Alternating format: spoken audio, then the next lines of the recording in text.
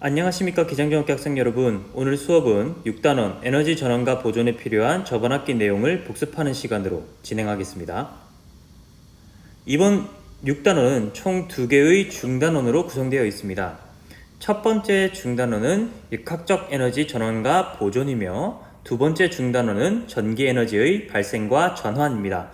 아마 전기에너지라는 용어는 여러분들이 어렴풋이 무엇인지 예상이 가능하겠지만 역학적 에너지의 경우는 많이 낯설 것이라 생각합니다. 하지만 이 역학적 에너지란 것은 사실 여러분들이 이미 배운 운동 에너지와 위치 에너지를 합한 것을 의미합니다. 그렇다면 여러분들이 이번 단원을 잘 배우기 위해서 저번 학기에 배운 일과 에너지에 대해 잘 알고 있는 상태에서 수업을 들어야겠죠.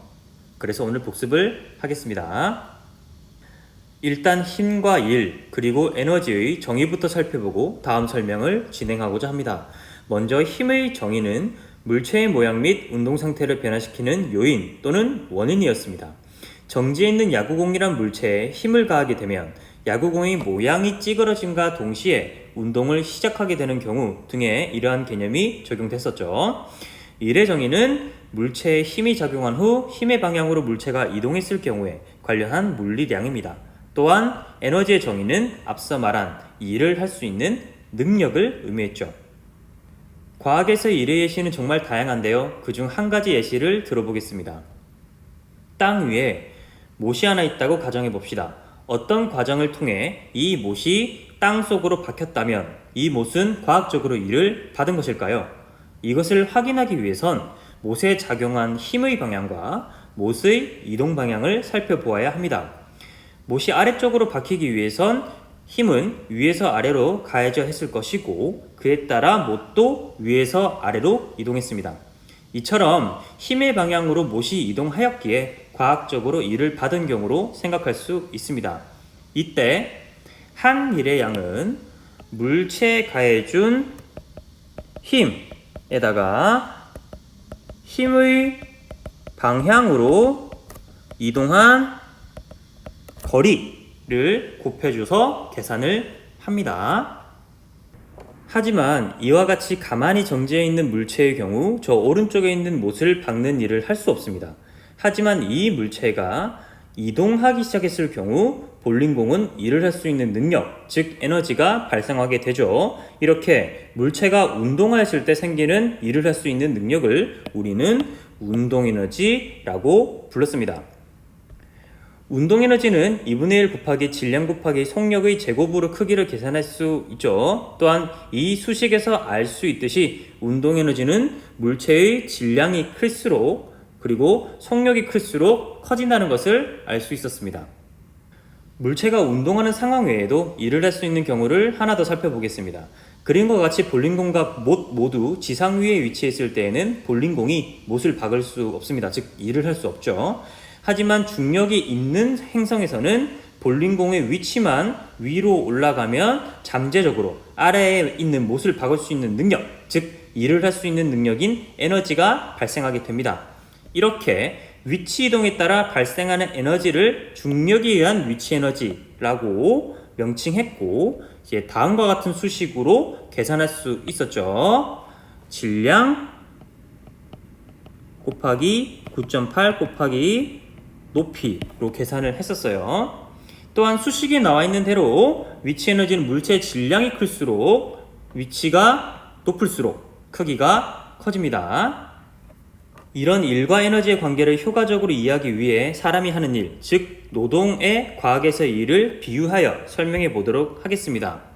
노동은 사람이 하는 거죠. 그럼 과학에서 일을 받거나 하는 주체는 무엇인가요? 바로 물체입니다. 그리고 사람이 노동을 하듯이 물체가 과학에서의 일을 주거나 받는 것이죠. 그렇다면 사람이 노동을 하게 되면 얻는 것이 무엇인가요? 바로 돈 등의 재화를 얻게 됩니다. 그렇다면 물체가 과학에서의 일을 주거나 받는 경우에 변화하는 양은 무엇이었죠? 바로 일을 할 수 있는 능력, 에너지입니다. 자, 사람이 일을 해서 재화를 얻었습니다. 돈으로 보관할 수도 있지만 금의 형태로 바꾸어 보관할 수도 있고 배터리를 돈으로 사서 전기 에너지의 형태로 바꾸어 이제 가지고 있을 수도 있습니다. 이렇게 재화는 다양한 형태로 존재할 수 있고 서로 바뀔 수 있죠. 이처럼 에너지도 다양한 형태로 존재할 수 있었잖아요. 바로 운동에너지와 위치에너지 등으로 말이죠. 이렇게. 마지막으로 우리는 돈을 벌게 되면 그 돈으로 다른 사람에게 일을 다시 시킬 수도 있습니다. 또한 방금 말했듯이 다양한 형태로 바꿀 수도 있죠. 이렇게 노동과 재화는 서로 다양하게 전환될 수 있습니다. 일과 에너지도 마찬가지입니다.